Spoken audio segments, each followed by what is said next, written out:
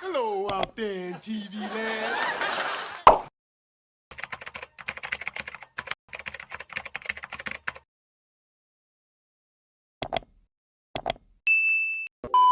I just needed some space to reevaluate the situation.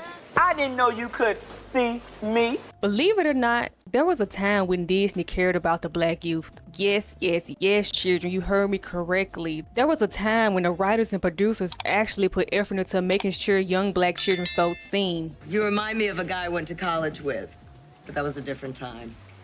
In a different world. Back in January of 2003, they premiered a show that was quite like no other. Now, can you imagine seeing things before they happen? Well, that is the situation of which your brothers rapping. Now, Ravenbacks has got that power, and you're gonna find that knowing the future can bring trouble to the mind. When That's So Raven hit the Disney screens, you knew it was for us. You knew about the hairstyles and fashion, by the jokes and references. Denzel is looking fine. Mom, please stop what you're thinking. Honey, I'm just reading my horoscope. And Denzel is not in your future. And definitely by the black actors that guest starred on the show. Here are 10 black stars that showed up on That's So Raven and instantly had me like, I know that ain't who I think it is. Let's get into it. For number 10, we have Faison Love. Faison is mainly known for being Big Worm in one of the most iconic black movies ever. Playing with my money is like playing with my emotions. But of course, he had his run around Black Hollywood and other iconic movies and TV shows like The Players Club, The Parenthood, and much more. Faison is here because he appeared in season 2 of That's So Raven as a character named Cyrus. Corey was afraid that Victor was getting too old when he heard his back crack. Victor stood up from the couch, and when Corey heard that popping sound, he was shook. What was that? It's just my back. These old bones don't work like they used to. In the exact moment where Corey was afraid that his father had one foot in the grave, Cyrus appeared on the television promoting a wig line called Get Wiggy With It. Getting wiggy with the natural hair pieces, you can be enjoying the life you used to have. For some reason, Corey immediately thought a wig is what Victor needed and picked up the phone and placed the order expeditiously. Sometime later, Cyrus showed up to the Baxter's residence with a 27-piece on his head and his collection of Get Wiggy With It wigs. Who are you? I'm Cyrus from Getting Wiggy With It Hair Replacement. He gave Victor a disgusting mini-fro, then fled the scene. We didn't see him no more after that. But as a child, when I first saw this episode, I remember thinking to myself, now what the hell is Big Worm doing on Disney Channel? For number 9, we have Angel Conwell. Angel is mainly known for being Sweet Pea's girlfriend and baby boy and other things like The Wash, Soul Plane, and being a video vixen. Angel is here because she appeared in season 2 of That's So Raven as a character by the name of Andrea. Andrea was Raven's fly-ass cousin from Paris that seemed to have the perfect life, and Raven just couldn't stand it. Oh, she gets on my nerves. Everything is so perfect with her. Perfect life, perfect hair, perfect shoes. She spent majority of the episode trying to compete and get one up on Andrea, so much so that she ended up claiming Eddie as her boyfriend just because Andrea said she had a man back in Paris. Come on, boo. Who's Boo? Boo you. But by the end of the episode, both Raven and Andrea realized they were just capping to each other because they both secretly envied the amazing life they assumed the other girl had. Believe me, Ray, you don't know how lucky you are. But I love the fact that somewhere in another universe, Angel Conwell and Raven Simone are cousins. For number 9, we have Kim Whitley. Kim Whitley is mainly known for being Sugar in Next Friday, and of course she was all up and through Black Hollywood too, The Parkers, The Boondocks, College Road Trip, and much more. Kim is here because she appeared in season 3 of That's So Raven as cousin Vicky. Raven went to the country to visit family she hadn't seen since she was a child due to them being beefed out over a missing gravy boat. We all saw your daddy eyeballing it. Next thing you know, that gravy boat gone missing. Raven wanted to see if she could bring the family back together, but you know our girl Raven is going to make things a whole lot worse before she makes them any better. My bad. Some of my ice, mama.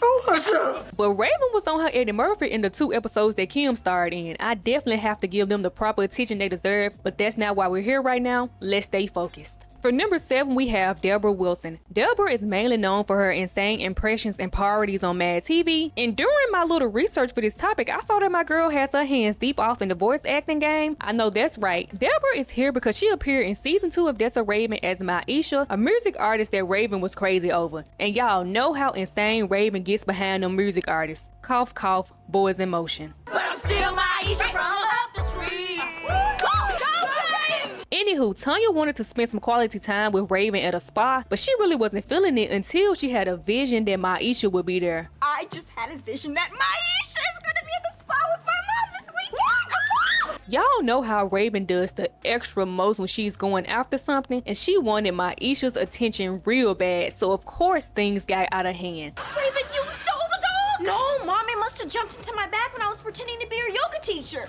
What? But as always, things worked out for our girl in the end, like they always do. I'm still Maisha from up the street. She's still Maisha!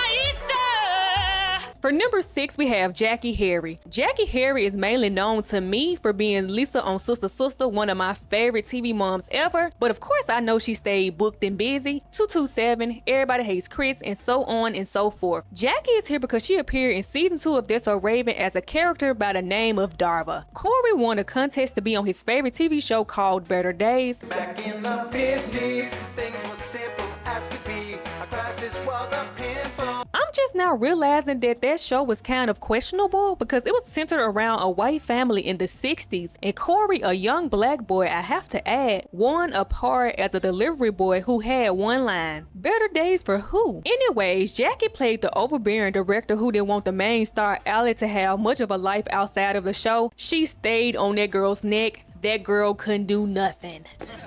I am not happy! For number 5, we have Niecy Nash. I love Niecy on the Bernie Mac show, but I know she is mainly known for Reno 911. I am strong.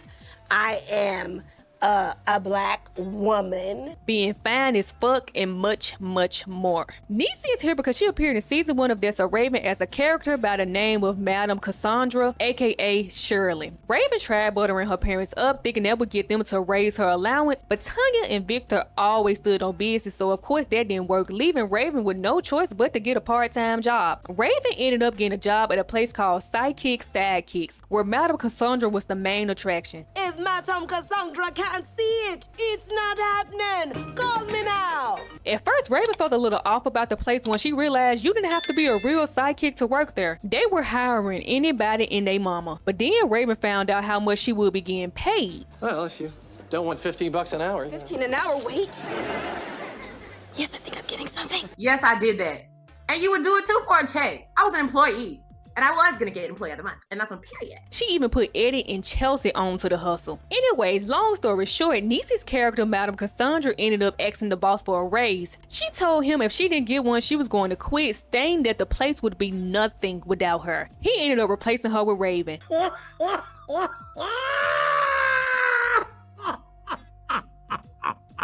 For number 4, we have Reginald Johnson. Reginald is mainly known for playing Carl Winslow on Family Matters. Nothing else really needs to be said. That's his big one. Reginald is here because he appeared in season 3 of That's So Raven as a character deemed as the ambassador. Raven met an exchange student named Tadaji from Shikobi, a fictional African nation. Raven defended him when he was getting teased about his attire, and he started liking her or whatever. Y'all should not be talking.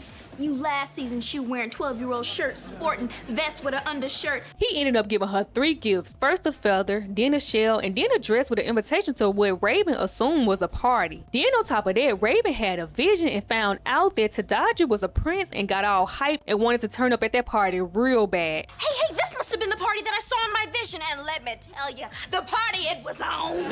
But Tanya burst her bubble and told her to return the gifts and not to go to the party because it seemed like Tadaji was way too serious about her. She's obviously very serious about you. And if you accept these things, you're going to be giving him the wrong message. Well, Tanya was right because unbeknownst to Raven, the gifts were his way of proposing to her. And when Raven put on that dress and went to that party, she was actually showing up to her own wedding. Reginald's character was the ambassador at that wedding. When our future princess arrives, as our tradition commands, her feet must never touch the ground. For number 3, we have Jennifer Lewis. Jennifer is mainly known for playing everybody's mama. She was Tupac's mama in Poetic Justice. She was Angela Bassett's mama in What's Love Gotta Do With It. She was Whitney Houston's mama in Preacher's Wife, and that's just the name of few. But adding to that long list, in season 1 of That's So Raven, she also played Tanya's mama, Vivian. Vivian came to the house to babysit Corey and Raven while Victor and Tanya had their 3rd honeymoon in Jamaica. I know that's right. Throughout the episode, Vivian and Corey were having a prank war where it seemed like she always knew what his next move would be.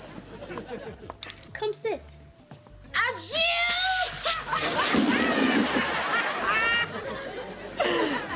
you. Later on, we ended up finding out right along with Raven that Vivian was a sidekick too. So somewhere in another universe, Jennifer Lewis is Raven Simone's sidekick grandmother. It's a shame we never saw her again after that though. For number 2, we have Delerice. Miss Delerice is mainly known for being a singer and an actress. Outside of her music, she graced us with her talents in movies and TV shows like Harlem Nights, Touched by an Angel, and my personal favorite, Beauty Shop. O as in Otherby. W as in Willa Coochie, Georgia.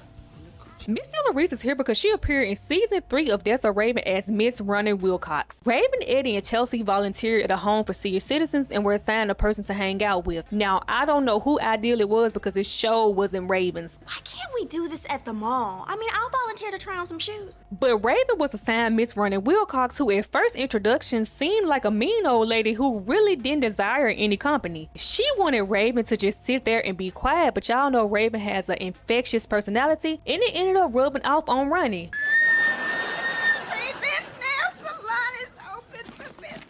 Other people at the home were surprised to see that Ronnie was opening up to Raven because it turns out she used to be a really great jazz singer, but she stopped going out and hadn't talked much since she lost her husband. Raven was able to get Ronnie to leave the home for once and go down to the Chill Grill, but soon after arriving, Ronnie got kind of upset and wanted to immediately go back to the home. What? I never should have left my room. I'm going home. Okay, wait, I'll help you. Alone. Later on, Raven ended up having a vision from what she assumed was the past, leading to her finding out from Victor that the Chill Grill actually used to be a famous jazz club called the Four Aces. It turns out that the Four Aces belonged to Ronnie's father, and she was so upset because she performed all over the world, but she never got to perform at her father's place because they had to sell it when she was still just a little girl. Raven convinced Victor to turn the Chill Grill back into the Four Aces for a night. My goodness, how did you do this? It looks just like it did when I was a little girl. And Ronnie was able to perform there like she always wanted. Don't mean a thing, all you got to do is sing.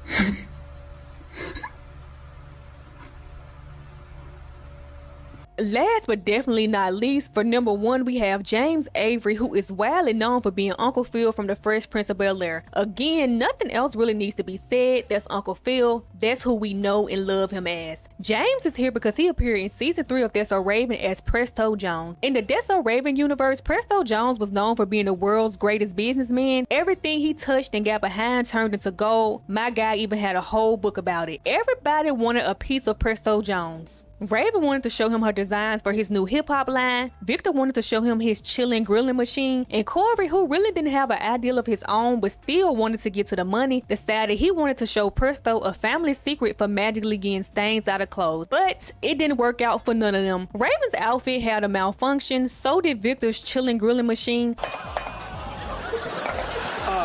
I got a few little adjustments to make. Yeah, you certainly do. And Corey's spray made Presto's suit fall apart. So in the end, nobody got to the money. Damn!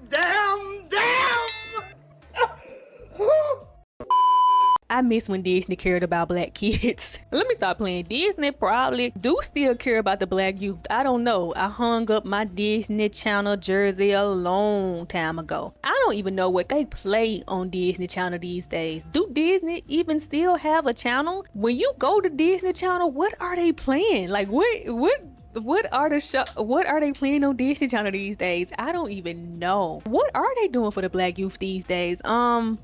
I know the last time I heard any noise about, black and Disney Channel, I think Marseille Martin was dropping a show about Skane, but I think that got canceled. So I don't know. Are they doing anything for the black youth on Disney these days? Damn.